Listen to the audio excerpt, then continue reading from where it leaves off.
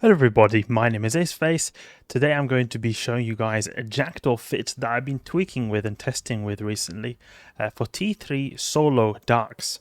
So I've been trying to think of a way to do solo T3 Abyss in destroys with the Confessor, but it's not really been too good.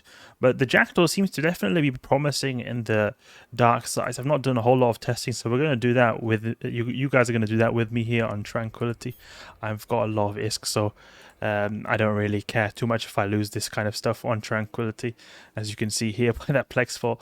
But the thing is, this Jackdaw is very good for the dark sides, because in the dark sides you get like an optimal range modifier of the enemy turrets. So stuff like Triglavians and battleships and just everything that uses turret-based weaponry is going to have a hard time hitting us, because the optimal range is going to be changed, in those kind of ships like that. It can be either minus 50 or minus 70%, so it can be changed quite drastically. However, it doesn't affect missiles, so it will completely not affect us in the Jackdaw at all. Another thing that's very beneficial is that we have the speed boost in the dark sides, and it makes it so that we go faster and we are able to avoid damage even easier, because we're going to go super fast. That's one thing I really did not like with the destroyers in the Abyss, because it's pretty difficult to speed tank stuff, but it becomes a little bit easier when you've got the dark side, because in the dark side you have then like the extra speed, and it just makes you go so fast, and you're able to speed tank a lot easier than your standard abyssal side. The only downside really to dark sides is that there's no resistance like modifications, so you don't have like any EM or any kinetic resistance produced, so you will essentially be doing it a bit slower, because it's not like we're in the kinetic side where we can use kinetic missiles and do extra damage. We'll have to go in raw. We're gonna have to do the best optimal DPS type of the enemy NPCs, and that's one thing that I really like with the tactical destroyers and the Jackdaw. It's really suited for these sites, the dark sites, where you have to you don't have any kind of weather modification, because when you have one particular damage type, I don't know, like for example minus 50% of kinetic resistance, then you're going to always want to use kinetic resistance or kinetic damage type.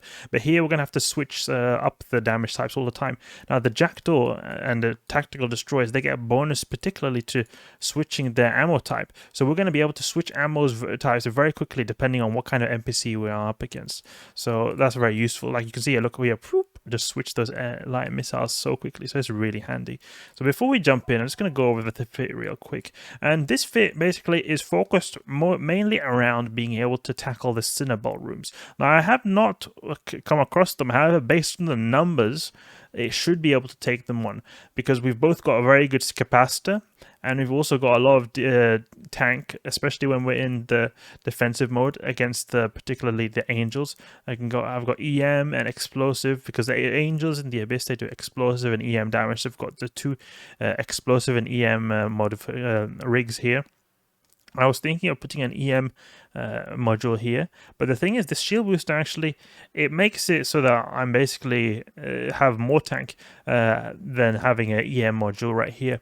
So that's why I've got a shield boost amplifier right here. I was thinking also maybe of having a multi-spectrum, but the multi-spectrum is has a bit of a toll on the CPU, and also this compact shield boost amplifier still gives a lot of shield boosting effect as well, and it doesn't use any capacitor. Now the multi-spectrum shield hardeners don't use a whole lot of capacitor, but it is still something. But so far I've been testing with the shield boost amplifier, and it seems to be working decently. Maybe I could have a multi-spectrum, because it'll affect both my EM and the explosive resistance. But then again, this boost amplifier also affects the like every single resistance type as well. I've got a cap booster here, so we're almost cap stable without the cap booster on right here. And we've got a cap battery, because this gives us some nuke resistance. And the thing is, when you're in the dark side, as I told you before, you're going really fast. Everything has the optimal range reduced, so you're not really going to be taking damage. You're not going to be really face tanking a lot of damage. But we do have the potential to face tank a lot of damage if we need to. And that is specifically what we are going to be doing then in the cinema rooms. Because there we're going to have to, just use the booster, and I want to have then a lot of capacitor to spare to be able to use this, because they do newt as well. And we really, when we're running this site, we don't even have to use this camp booster, and we don't even have to use the shield booster. We just need to pulse this from time to time, and then we'll be able to just to get by completely fine. Occasionally we'll take a little bit of damage and we'll just pulse this. We're not even needing to use this capacitor booster. However, when there is like a wave like the cinema wave with a lot of newts, we will have to use the shield booster all the time, and we will have to use this capacitor booster, but then that's all right. I mean, it's okay. The capacitor booster gives so much capacitor, so it's really good for those particular waves. It's not like you're going to do it all the time. Like, we're not relying completely on our capacitor booster to do this, because I've never really liked the idea of using capacitor boosters, because they use an ammo type, use cargo space, and it's not something that can go for the long term. But it is particularly good here because there's only one particular wave we worry a lot about, the cinema wave or the angel wave, and then that will come very useful when we're under high newt pressure and need to use our booster all the time there. It is a bit expensive with this B-type shield booster right here, but it's alright. I think it's a worthy investment. So let's go for these. Actually, I'm going to go for this Ember Grip right here, because he has the ability to do wrecking shots, and I want to just take these guys out as quick as possible. Now, I could take out these field weavers, but they don't provide a whole lot of remote reps, and I just like the idea of getting these guys off the field fast, because if they're off the field fast, they will have a less likelihood of landing wrecking shots, because these guys' wrecking shots do hurt. They do hurt a lot. I've tried to do Abyssal Dead Space in a Vengeance, and it got insta-popped by one of these rogue jump Valkyries. It's just absolutely crazy how much damage they do. They do so much damage when they land a wrecking shot. You can see here they've got a bit of a remote reps from these guys, but they are falling very quickly. So you just want to, this is the main thing with this wave you want to keep an eye on, is that when you're doing just a Frigate Abyss or Destroyer Abyss in general, you want to be really careful with the wrecking shots. And now that I'm thinking about it, probably it was a good idea that I would go for these Field Weavers first. As I said before, I've not done a whole lot of testing in this. We're sort of testing together in this, but I've seen other people use similar Jackdaw fits, and they've seemed to be pulling by just fine. Okay, he's dead. After he's dead, I'm going to take out these Field Weavers, because it's ridiculous how much remote repairing is going on right here. They're going to die very quickly too. Let's see now. They're getting close. I want to pull a little bit further range than this, but they have hardly got any range when we're in the dark side, because you can see they're minus 50% of their optimal range. Let's go for this guy, and we are using sharpshooter mode, because really we're not tanking any damage right here. We just want to do as much damage as possible, and we have no real issue. We don't need to, I hardly ever really think that this propulsion mode is needed. It's either the like the tank mode or the sharpshooter mode, really. Okay, let's shoot these field weavers over here, because the tank mode is really when you just want to sit there and face tank stuff, or you want to use the DPS mode just to take it out more. How is this guy getting so close? Let's take him out. He's getting too close, this guy. What is this? How is he this close? Cheating. We're maybe going to have to go in defense mode here. He is getting so close. How is he getting this close? We're going like full speed, and he's somehow able to catch up with us. Yeah, we're going to have to take him out real quick. He's going to pop our shield very fast. You see that? Doing a lot of hits right there. Big hits. But he's not too bad, to be honest. How is he so fast? Why is he... Let's go the other direction, maybe. He seems to be very compelled to go this direction, so he's going to have to switch. Yeah, you see that? He had to switch direction a little bit right there. But as you can see, we're still tanking really good, even in the sharpshooter, so it's not like it's we're like a glass tank or anything. We've got a really good tank even without, when we do get caught, and we're not even in the tank mode. We're in the sharpshooter mode, so we even have potential for more tank. Then you have to always remember newt pressure. We've got the cap booster, and then we've also got the ability to overheat as well. Like, there's a lot of margins for safety here. And this guy, I think he's like that guy who went in chase mode, because this guy, I think he's in orbit mode. You see this guy over here going 900 meters a second, because it's usually what the case with NPCs in Heath, that they have like different AI modes. So sometimes they have an orbit mode, sometimes they have a chase mode, and I think that's what he was doing right there. That he was like chasing me. It was a bit strange, but you have that sometimes. You have that sometimes. Okay, let's go towards this extraction node over here. Grab this. What is the optimal damage type on this guy? It is the EM is good. Okay, I've noticed that a lot of EM holes actually in the abyss, but there is a lot of explosive ones as well. Oh, he's hitting me now. Scrubby rogue drone. Oh, hitting me with a smashing shot. What are you going to do, stupid rogue drone? Look at this guy. What does he think he's going to do? I feel like almost I want to just go in here in the tank mode just in case he does land a wrecking shot, because we will take a lot of armor and maybe even a lot of structure damage as well if he does land a big wrecking shot, this guy. But we tank like a boss. We tank like a boss, even in sharpshooter mode. Let's grab this extraction node right here and go in a propulsion mode to get back to the gate as quick as possible. Now, if we want to take a little bit of the look of the loot we have here, you can see here the loot here averages 20 million per site. That's what, according to the Abyssal Tracker, based on how many people have run there.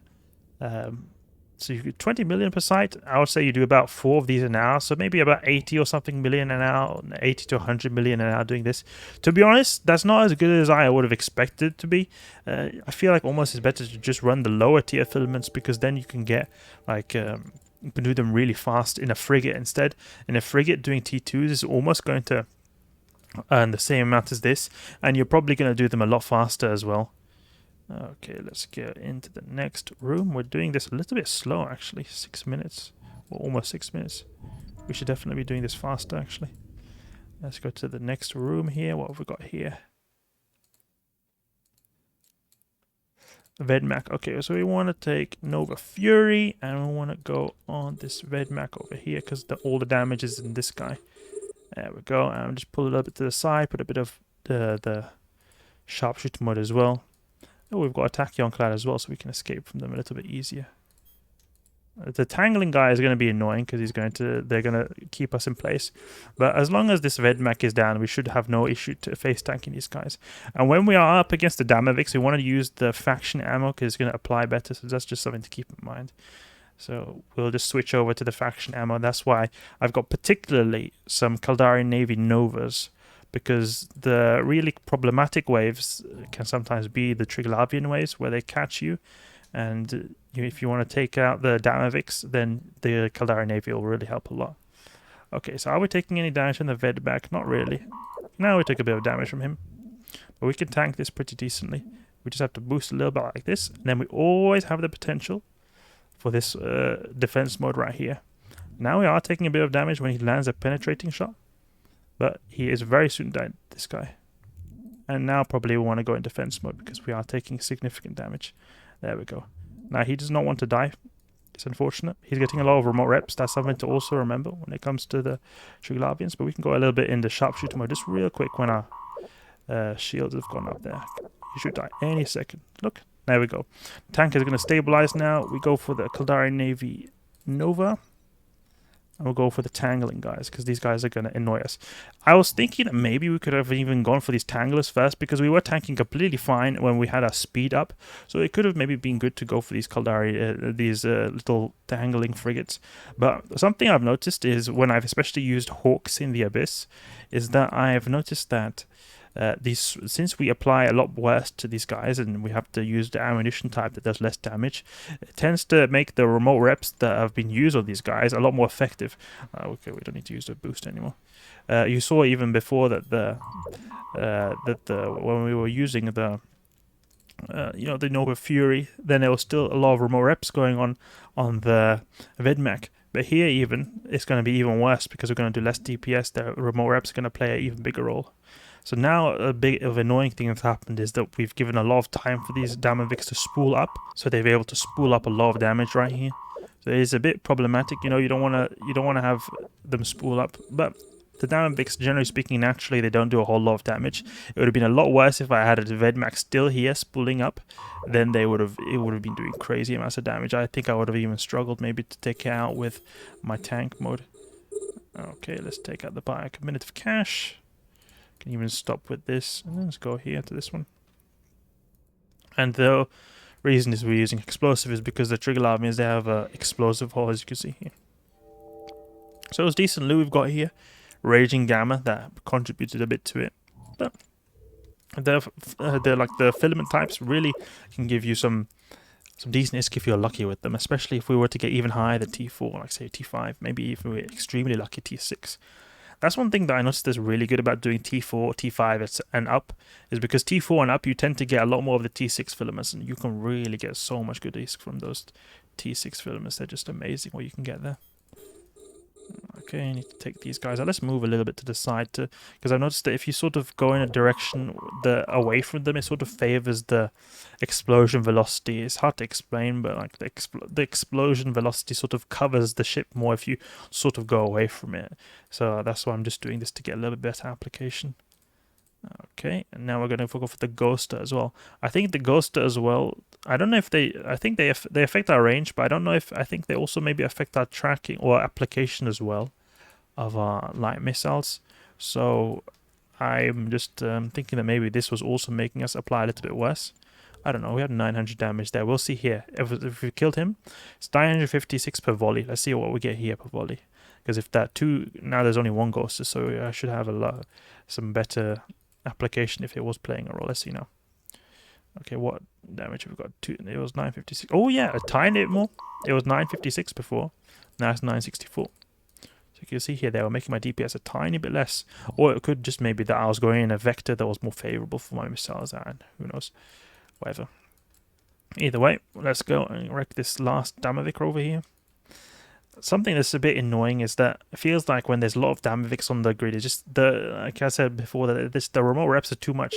Like it feels like there's a lot of ships remote repping each other. I don't know, it's just a feeling I get. I don't think it's the case, but I feel like when there's a lot of Damavics, it feels like the remote reps are a lot worse. And I want to switch to Nova Fury just in case, because the Cinnaball wave is really the most deadly wave, and that is what the Nova Fury is for. That will be the best wave for that. Let's see what we've got here. Bethnic Abyssal Overmind. Okay, so decent. We'll go for the Mjolnir Fury, because the Abyssal Overmind has an EM hole in his shield. So we're going to want to use that for the shield, and then we will use the thermal missiles for the armor of the Bethnic Abyssal Overmind. That's just the way it works. If we go even here, we can even see. You can see that got a massive hole in his shield, and it's not like the Abyssal Overmind is primarily a armor / structure based ship. It's not got a whole lot of HP in the shield, but it's still got a pretty big shield. It's got 10k HP there, so it helps a lot, especially when it's got such a gaping hole, as you can see here in the EM resist 12.5%. Like everything else is a lot higher. It's a bit annoying that I'm getting webified pretty hard by these guys. I should have gone for these guys first. It's also not helping that we've got a Deviant Automatus suppressor here. So I'm going to try to push this guy out of it. We can sort of do that. Let's go and take this last Snarecaster out. And we don't need to use any booster anymore as well. Okay, good. We seem to, because you can see, the AI of this guy, the AI of this guy is that he likes to sort of, put a bit of defense mode there just real quick, just in case. The AI is that he likes to keep range. So what we're going to do here is that we're going to sort of now get in front of him and push him away from this Deviant Automatus suppressor, so that we'll have him be able to like go away from it. It's just going to be so much easier. We're going to, well, I don't know how much, I don't think it'll make a massive difference. I think the thing I've noticed is that these Deviant Automatus suppressors, they, first of all, the medium ones are a lot less effective than a short range one. The short range ones shoot down your missiles a lot more than the medium range ones. And second of all, I feel like if you're a bit closer, then they have like you tend to get your missiles tend to get shot down a bit less as well. So I don't know really how much it affects that we're pushing out of the way, but this is a wave that takes a long time. So I'm going to try to save as much time as I have, especially since the first wave was extremely slow as well. So now is when we're going to want to switch to Inferno Fury. We can also use Kinetic, because this Kinetic on this guy has the same resistance as the Thermal, but I just happen to have Thermal with me. So we can just push him sort of, and you can see that we're pushing him out of the, yeah, you can see here even the Deviant Automatic suppressor is not working anymore because he went out of range, so that's really good.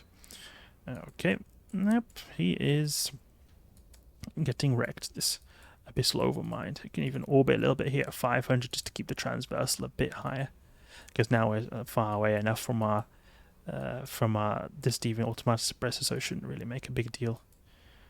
You can see he's got a pretty fat tank, this guy, but we're going to go through it. One thing to keep in mind, though, is that I'll say this, that I've got very good skills.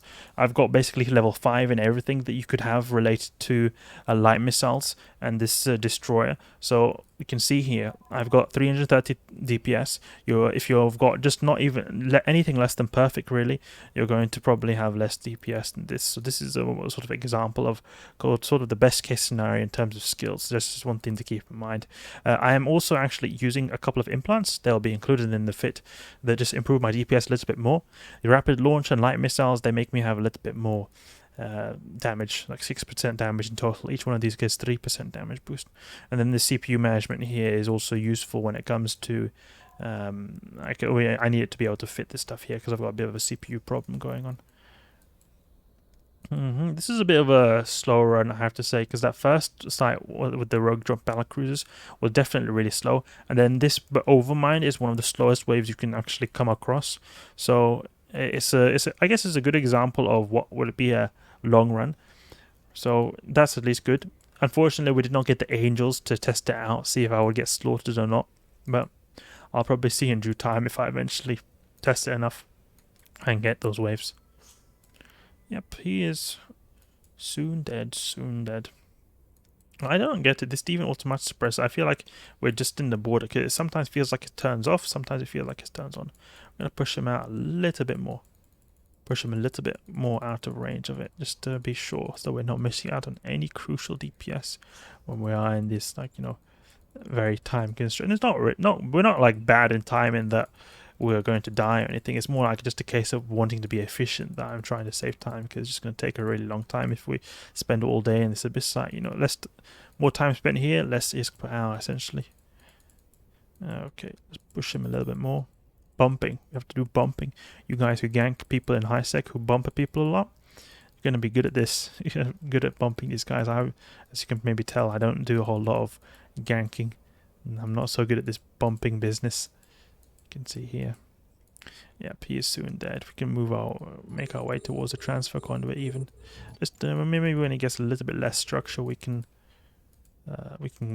move towards the adaptive cache. I definitely think that these Jackdaws should be able to handle T4s no problem in duos. I don't see that being any issue really, especially because I think in T4 duos what you do is you put a remote rep on, maybe tone down the local tank a little bit, and maybe up the resists a bit. Oof, you'll have some really good tank and amazing DPS as well, just straight up doubling the DPS. So probably it'll be very easy to do T4s than this. I want to try that out sometime actually, because I can see that being very fun. Something I also noticed is that the loot jump, like I was looking at the abyssal loot tiers, and I noticed that the loot actually, it goes up significantly from T3 to T4, like significantly goes up. So like that's the biggest percentage jump I see. So it's really good if you're able to get something to do the T4 sites. It's really good. Let's see, what is the time here? Oh, it's really bad time actually. Almost 18 minutes. Yeah, that's a bit of an issue when you have these slow waves like the abyssal overmind, but we're able to pull through. We're able to pull through it. Like as you can see here, we have 21 million in a fierce or T3 destroyer. But then if we go into the T4 destroyer, 63 million. So basically 3 times their loot jump. But it's not like it's all 3. You multiply it by 3 when you go up 1 tier. But if we go then to, like, for example, T5, then we was 120 million, so it doubled it. So it seems like there's a very good benefit if you're able to be able to run T4s over T3s. And wow, we got some good ISK right here. Look at this, 15.4 million from one site. That's really, really good. It was all from this filament right here, these 2 filaments. Really, this electrical gives a lot. Naturally, they are very easy sites to run. And then also this chaotic exotic as well. Exotic sites, they tend to also be the second best one for Gilas, for example. And it was a T5 as well. So very good ISK we got right here, like 50 million, just like that. Pretty decent. We are using a pretty pricey Jackdaw fit of 360 million, but still, I mean, it's not like a crazy expensive like a multi-billion ISK, like we're still under 500 million. So I think that's pretty decent anyway. And I think it's a bit of a change of pace from doing the Cruiser Abyss as well. One thing that's also very beneficial about doing this in particular is that the Fierce Dark costs basically nothing. Like, look at these filament prices, like nothing. 75k is per filament right here. Then if we go into, for example, I don't know, Raging, or you want to know the highest tier, Cataclysmic Electric. Look at this. 57 million for one of these, and it's such a big difference. Obviously, you would get so much more ISK, but if we were to, for example, go in Fierce Electric, that's the same tier. Fierce Electrical Filament. 3 million. So, like, that's how much more. Fierce Dark was 70k, I think. Yeah, so basically, like, almost 40-50 times more. You get 40-50 filaments of dark variant for one electrical filament. So it's really nice when it comes to getting a cheap filament to run, because it does affect your ISK per hour as well. I mean, if you're spending a lot of ISK on a filament, then obviously you're going to be earning less ISK per hour. But there's also benefits, you know, of certain filaments. They're also a bit faster than, for example, the dark, as I was talking about before, about the resist times being not changed in the dark sides. Anyway, there we go. A Jackdaw fit for T3 Abyss. I mean, I'm not saying that this is like a super reliable or fully tested fit, but I definitely wouldn't be surprised if this is able to do T3 Darks without any problem consistently. The main wave I see being problematic are the Angel waves, because they have very good application and they will newt you, but you do tank pretty decently against them. Just go in the defense mode if you start taking a lot of damage. You always have the ability to overheat. You got that cap booster against the newts. Triglavian waves could also be a little bit problematic. We saw that we were taking a lot of damage when we were taking damage by those Vedmax, but we still managed to pull through decently, and it felt like actually maybe those tanglings are probably the most like problematic. Like, if we had taken out those tanglings early, maybe we would have, because we were basically able to tank the Vedmax no problem without the tanglings, because we were keeping a range, because they've got so short range, the dark side.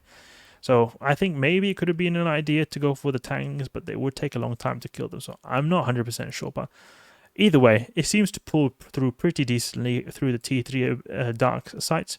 Hope you guys enjoyed this video right here. If you did, please leave a like and subscribe. The fit is in the description below. I'll catch you guys later.